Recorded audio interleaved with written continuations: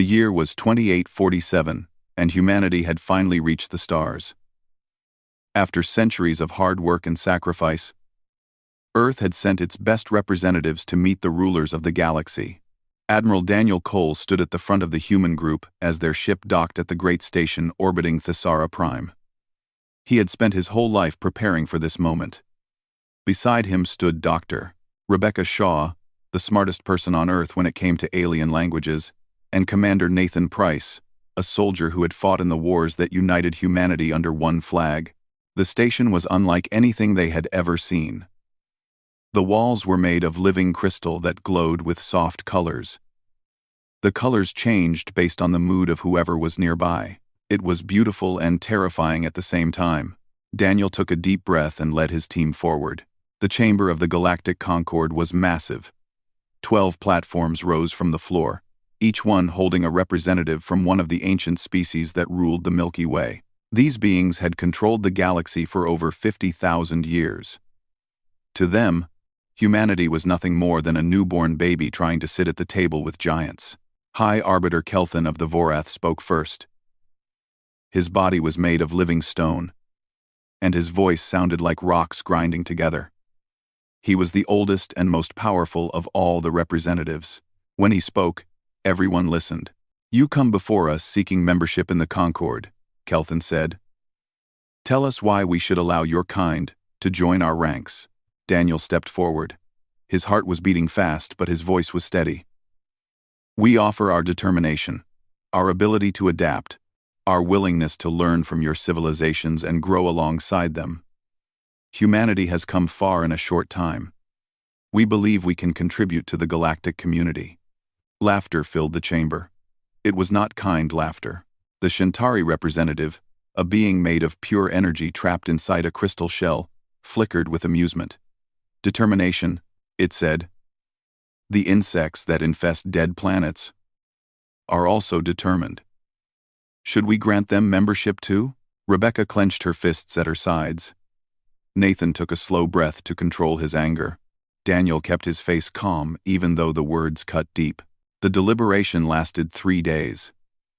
The human representatives waited in their quarters on the station, hoping and praying that the ancient species would see their worth. Reports came in slowly, and each one was worse than the last. The Vorath thought humans were too primitive. The Shantari found them energetically incompatible. The Mordath, giant insect-like beings who communicated through smells, declared humans offensive to their senses. On the 4th day, they were called back to the chamber. Daniel knew from the cold expressions on the alien faces that the news would not be good. High Arbiter Kelthan delivered the verdict without emotion. "The Galactic Concord has reached its decision. Humanity is denied membership. Furthermore, your species is confined to the Sol system and a radius of 50 light-years from your home star. Any vessel found beyond this boundary will be destroyed without warning. Any attempt to build colonies outside your zone will be met with total destruction." Daniel felt like he had been punched in the chest. "This is unjust. We have done nothing wrong. We have committed no crimes against any species." "Your existence is the crime," Kelthan replied. "You breed too fast. You consume too much. You adapt too quickly. We have seen species like yours before. If left alone, you would spread across the galaxy like a disease. The Concord will not allow another such plague to rise." The Mordath representative released a cloud of smells that Rebecca's translator turned into words. "Be grateful we do not kill you all now while it would still be easy." As the human group was led out of the chamber, Nathan leaned close to Daniel. "What do we do now, sir?" Daniel looked back at the towering aliens, at the casual dismissal in their inhuman eyes. They did not see humans as threats. They saw them as pests to be controlled. "We go home," Daniel said quietly. "And we remember every single word they said." The news of the exile hit Earth like a bomb. People filled the streets in anger. Politicians shouted for war. Military leaders demanded that humanity fight back. Religious leaders called for acceptance of their fate. The world was divided and confused and scared. In a secure bunker beneath the mountains, the leaders of humanity's united government gathered to decide what to do next. President Laura Mitchell sat at the head of the table. She had grown up poor and fought her way to the top through sheer will and intelligence. Now the fate of her entire species rested on her shoulders. General Patrick Coleman wanted to fight. They think we are weak. We should build the biggest fleet in history and show them what humans can do. Dr. Kevin Walsh, the head of all scientific research, disagreed. We cannot fight them. Their technology is thousands of years ahead of ours. If we attack, they will destroy us completely. We need time to catch up. Admiral Cole, freshly returned from his humiliation, stayed silent until the president called on him directly. Daniel, you stood in front of them. You looked into their eyes. What did you see? He thought carefully before answering. I saw arrogance. The kind that comes from never being challenged. They have ruled the galaxy for so long that they cannot imagine anyone threatening them. They put us in a cage and expect us to accept it quietly. Should we accept it? Laura asked. Daniel shook his head slowly. Every cage has weak points. Every empire has blind spots. They gave us 50 light years to live in. That is not nothing. There are resources in that space. There are planets and moons and asteroids. Let us use every single inch of what they gave us. Let us build something in our exile that they could never dream of. President Mitchell looked around the table at her advisors. Some looked doubtful, others looked hopeful. All of them looked to her for the final decision. Then that is exactly what we will do, she said. They cast us out because they thought we were nothing. We will prove them wrong. Not through war, not through rage, through building something greater than anything they have ever seen. And so humanity began its long journey in the darkness, cast out by the galaxy, confined to a tiny corner of space, written off as nothing more than pests. But in the hearts of 8 billion people, a fire had been lit. It was a fire of determination and defiance. It would burn for centuries. And one day, it would light up the entire galaxy. The first 100 years of exile were the hardest that humanity had ever faced. The anger and shame of being rejected by the galaxy burned in the hearts of every human being. But instead of letting that pain destroy them, they turned it into fuel. Every insult they had received became a reason to work harder. Every dismissive laugh from the alien council became motivation to prove them wrong. Dr. Amanda Clark became the most important person in humanity's transformation. She was a physicist who had dreamed of studying at the great universities of the Concord species. That dream had been stolen from her when humanity was cast out. So instead of learning from the aliens, she decided to surpass them. She built her own university on Mars and called it the Clark Institute. It became the birthplace of technologies that the galaxy thought impossible for such a young species. They believe we are limited by our short lives, Amanda told her first class of students. They think that because we only live for 100 years, we cannot think about the future. They are wrong. We will show them what humans can do when they set their minds to something. Her first great achievement was the longevity treatment. It was not true immortality, but it could extend a healthy human life to 300 years or more. The first generation to receive this gift dedicated their extended years to a single purpose. They would catch up to the galaxy no matter how long it took. Admiral Daniel Cole, now over 200 years old but still sharp and determined, took charge of transforming humanity's military forces. He recruited a young tactical genius named Ryan Carter from the asteroid belt colonies. Ryan had grown up in the harsh environment of space and understood things that people from Earth could never fully grasp. Together, they redesigned how humans would fight. We will never match them ship for ship, Ryan explained to the military leaders. Their vessels are bigger and stronger and more advanced. So we must fight in ways they do not expect. Smaller ships that can move faster. Weapons they have never seen because they never bothered to develop them. Tactics that make no sense to their ancient minds. Humanity had always been good at one thing above all else. They were good at making weapons. Now, free from any restrictions and driven by the need to survive, human engineers pushed the limits of what was possible. Dr. Samantha Ellis invented the collapse field generator. It could create pockets of intense gravity strong enough to crush enemy ships like empty cans. Lieutenant Commander Gary Palmer developed swarm tactics using thousands of tiny fighters controlled by a single human mind. Professor Henry Morton created shields that did not just block enemy fire but sent it right back at the attacker. Every new invention was born from necessity. Every breakthrough was powered by the memory of being told they were worthless. By the year 3150, the tiny corner of space that humanity had been confined to had changed completely. Where once there had been only Earth with a few small outposts scattered around, there now existed a civilization that used every piece of rock and ice and gas within their borders. Mars had been transformed into a green and living world with oceans and forests and cities. Venus had been cooled down and settled by millions of people. The moons of Jupiter and Saturn held populations in the hundreds of millions. The asteroid belt had been reorganized into a massive industrial complex. Factories there produced ships and weapons and technologies at a speed the Concorde could never have imagined. And at the very edge of their permitted space, humanity built something they called the Line. The Line was not a single structure. It was a network of thousands of fortress stations, weapons platforms, and sensor arrays. It stretched along the entire boundary of human space, like a wall of steel and fire. It was humanity's message to the galaxy. It said that they would never be caught off guard. It said that anyone who tried to attack them would pay a terrible price. Admiral Ryan Carter, now centuries old himself and serving as the supreme commander of all human defense forces, stood on the bridge of his flagship. The ship was called Resilience, and it was the most powerful vessel humanity had ever built. He looked out at the stars beyond the Line and thought about how far they had come. His second-in-command, Captain Nicole Warren, walked up beside him. She was young compared to him, only about 150 years old. But she was one of the best officers in the fleet. "The Concorde has sent another inspection fleet," she reported. 12 ships. They will arrive at Checkpoint 7 in 6 hours.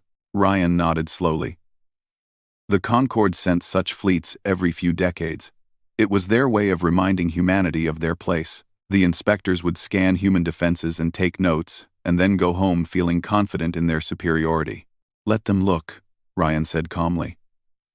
"They will see exactly what we want them to see." This was perhaps humanity's greatest trick. They had learned the value of appearing weak while growing strong. The defensive stations that the Concorde sensors could detect were impressive, but not impossibly so.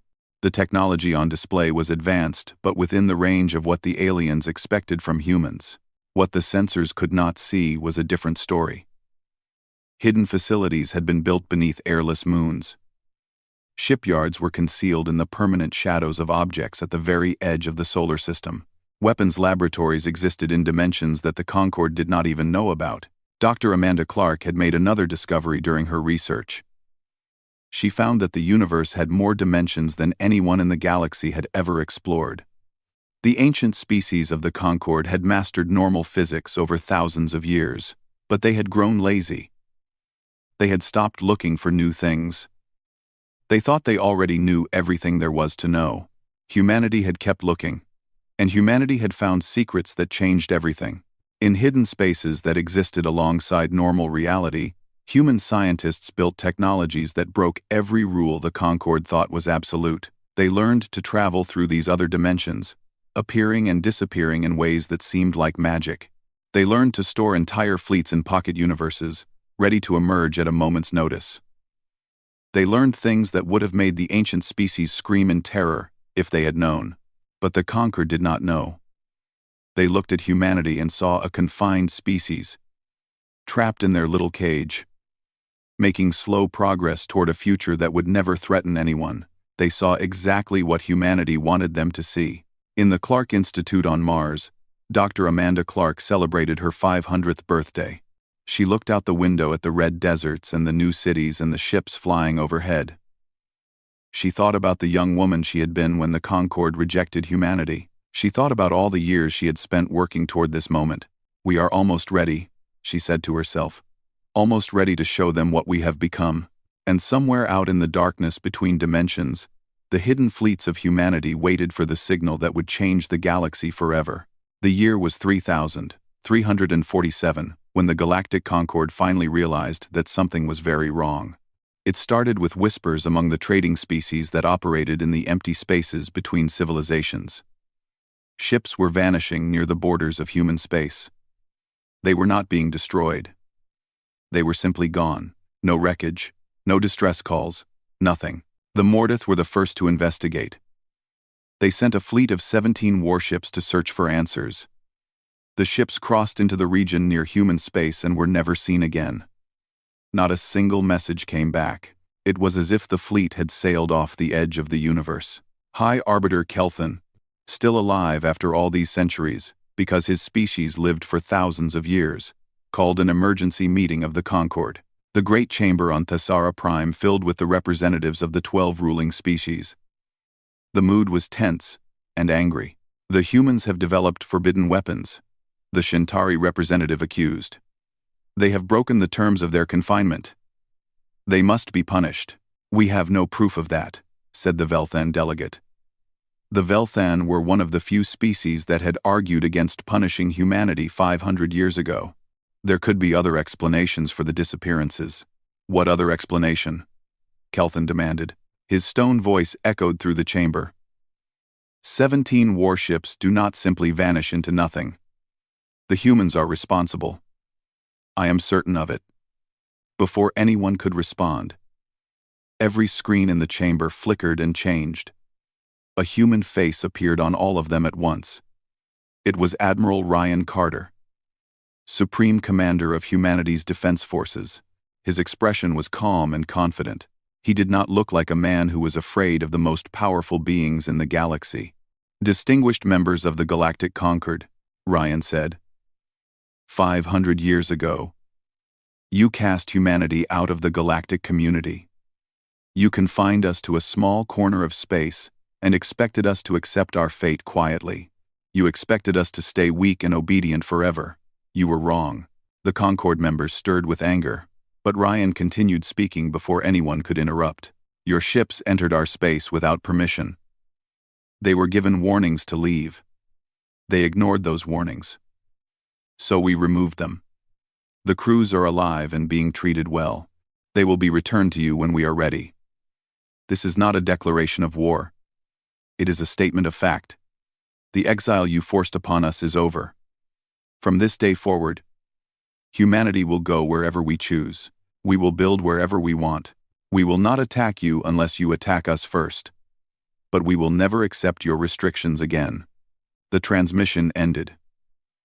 Silence filled the chamber for a long moment. How dare they? The Mordith representative hissed through a cloud of angry scents. How dare these insects threaten us? High Arbiter Kelthan rose to his full height. His stone body seemed to glow with fury. Assemble the fleet. The largest fleet in 3,000 years. We will crush these humans and remind the galaxy what happens to those who defy the Concord. The punitive fleet came together over the next few months. 800 warships from 6 different species gathered at the edge of human space. It was the most powerful military force that had been assembled in living memory. The ships were massive and ancient, covered in weapons that had destroyed countless civilizations throughout history. Fleet Admiral Kelthan Prime commanded the armada from his dreadnought.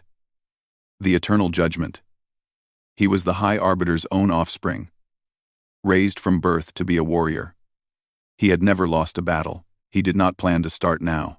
Human forces are gathering along their defensive line, his tactical officer reported. We count approximately 200 vessels.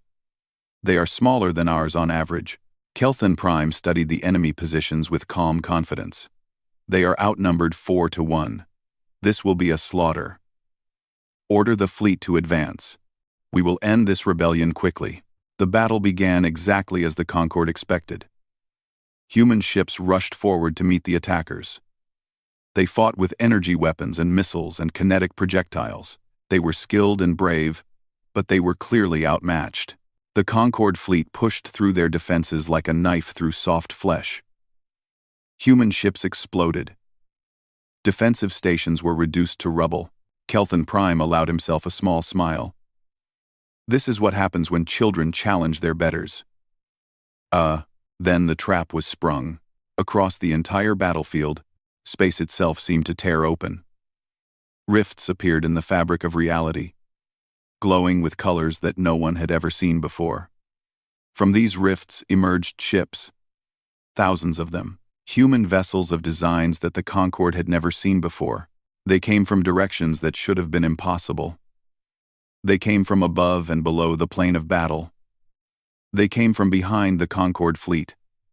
They came from everywhere at once. "Where are they coming from?" Kelthan Prime shouted. His tactical officer's voice was shaking with fear. "Unknown. The rifts do not match any known type of faster-than-light travel. It is as if they are arriving from somewhere outside normal space entirely." The human fleet struck like a storm of fire and steel. Weapons that should not have existed cut through Concorde shields like they were made of paper. Fighters that seemed to exist in multiple places at the same time overwhelmed the point defense systems. Ships that the Concorde destroyed reappeared moments later, completely undamaged, as if time itself was on the side of the humans. Admiral Ryan Carter commanded the battle from his flagship. His voice was calm as he issued orders through the dimensional communication network. "All wings, continue the encirclement.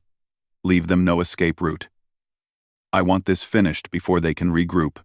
The battle lasted 6 hours. When it was over, the great punitive fleet of the Galactic Concorde had been completely destroyed. 763 vessels were nothing but debris floating in space. The rest had surrendered. Kelthan Prime was captured alive and brought aboard the Resilience. He stood before Admiral Carter in a holding cell that was clean and comfortable. Even in defeat, he could not understand what had happened. "You could not have developed this technology in 500 years, he said. "It is impossible. No species in the history of the galaxy has ever advanced this fast."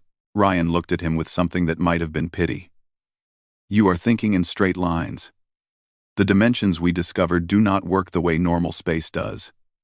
Time moves differently there. We have had much longer than 500 years to prepare. From our perspective, it has been thousands of years. Tens of thousands." Kelthan Prime felt the weight of those words crush down on him. "What are you going to do now? Destroy the Concorde? Take revenge for your exile?" "No," Ryan said simply. "We are going to do something much more frightening to beings like you. We are going to offer the galaxy a choice. They can join us in building something new, or they can cling to the old ways and be left behind. But we will not destroy anyone who does not try to destroy us first. We remember what it feels like to be treated as worthless. We will not do that to others." He turned to leave, then paused at the door. "You cast us out because you thought we were nothing. You were wrong. And now the entire galaxy is going to learn just how wrong you were." News of the battle spread across the stars like wildfire. The impossible had happened. The ancient Concorde had been defeated by the species they had dismissed as insects. Everything was about to change. The destruction of the Concorde fleet sent shockwaves through every corner of the galaxy. For the first time in recorded history, a young species had defeated the combined might of the ancient rulers in open battle. The news spread from star to star, from planet to planet, until every being in the Milky Way knew what had happened. The Galactic Concorde fell apart almost immediately. Emergency meetings were held, but all they produced was blame and accusations. The Shantari withdrew their support from the Alliance, calculating that their energy bodies made them poor targets for human weapons. The Mordath sealed their borders and began fortifying every planet they controlled. The other species scattered like leaves in a storm, each one trying to figure out how to survive in this new and terrifying galaxy. And while they argued and panicked, humanity moved forward. Admiral Ryan Carter led the expansion personally, though by now he had delegated most of the daily work to younger commanders. Admiral Nicole Warren, who had served as his second-in-command for over a century, took charge of the first expeditionary fleet. Her orders were simple: go out into the galaxy and claim humanity's place among the stars. Set course for the Thesara system. Nicole ordered from the bridge of her flagship, "It is time we return to the place where this all began." Her fleet emerged from dimensional travel directly above Thesara Prime, the same world where humanity had been condemned to exile 5 centuries before. The local defense force, a small group of Concorde peacekeeping ships, immediately demanded that the humans leave. Nicole responded with 6 words. "We are not asking for permission. There was no battle." The peacekeeping force had seen the reports from the Great Defeat. They knew what human weapons could do. They chose wisdom over courage and retreated to the edge of the system to watch from a safe distance. Nicole led the landing party down to the surface herself. She walked through the same crystal corridors that Admiral Daniel Cole had walked centuries ago. The colors in the walls shifted nervously, sensing the change in power that had come to this place. The chamber where humanity had been judged was empty. The great seats of the 12 Concord representatives stood abandoned. Nicole stood in the exact spot where Daniel had stood when he was told that humans were nothing but insects to be confined. "Record this for the official history," she told her aide, a young officer named Christopher Lane. "This location is claimed by the human collective. It will serve as our embassy to the galaxy. Any species that wishes to speak with us may do so here." Christopher looked around the empty chamber. "Do you think they will come?" Nicole smiled. "Not at first. Their pride will not allow it. But eventually, they will have no choice. We have something they need. We have the future." The expansion continued for the next 200 years. Humanity did not conquer in the traditional sense. They did not need to. Their dimensional technology gave them access to resources that the Concord species could not reach. Their weapons made direct attacks against them suicide. Their population, freed from the limits of confined space, grew larger with every passing decade. Instead of conquest, humanity offered choices. Dr. Amanda Clark, still alive and brilliant after 7 centuries of life, created something called the Exchange Protocol. Any species that wanted to trade with humanity could do so through neutral stations positioned throughout the galaxy. Technology, resources, knowledge, culture. Everything was available for fair exchange. No tricks, no traps, just honest dealing between equals. Many of the younger species jumped at the chance. These were civilizations that had been pushed around by the conquered for thousands of years. They had been told what to do, and where to go, and how to think. Now, for the first time, someone was offering them real partnership. The Velthan were among the first to establish formal relations with humanity. Their ambassador, a being called Velthan Tertius, met with Amanda Clark on one of the new exchange stations. "I do not understand," Tertius said. "You have the power to dominate everyone. You could take whatever you want by force. Why do you not do this?" Amanda thought about the question for a moment. She had asked herself the same thing many times over the centuries. "Because we remember what it felt like to be cast out," she finally said. "We remember being told we were worthless. We remember being treated like nothing. We will not do to others what was done to us." That seems very noble for a species that just destroyed the galactic order. Amanda laughed softly. "Do not mistake kindness for weakness.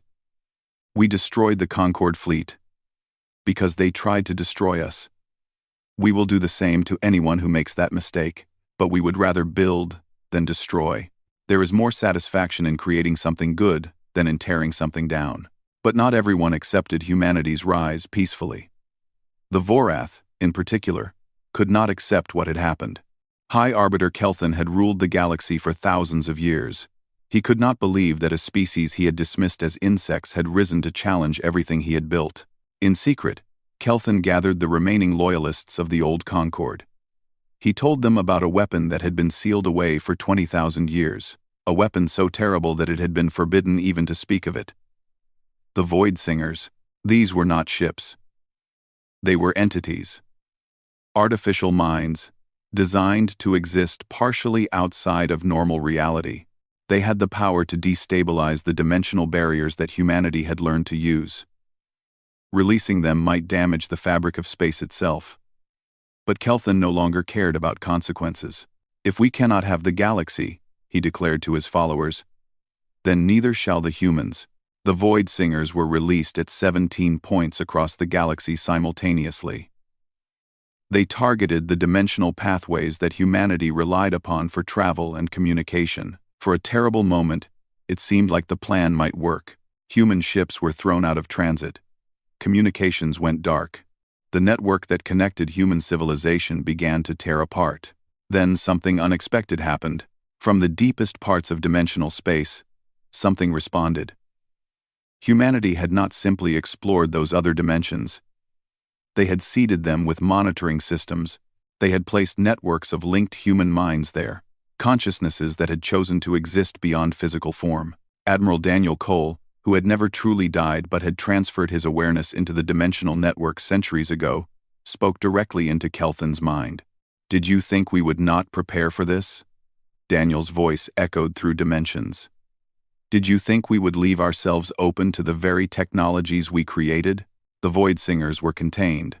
The human networks absorbed them, redirecting their destructive energy into power that would fuel human expansion for centuries to come. Kelthan was captured and brought before a tribunal. Representatives from dozens of species watched as judgment was passed. His sentence was not death.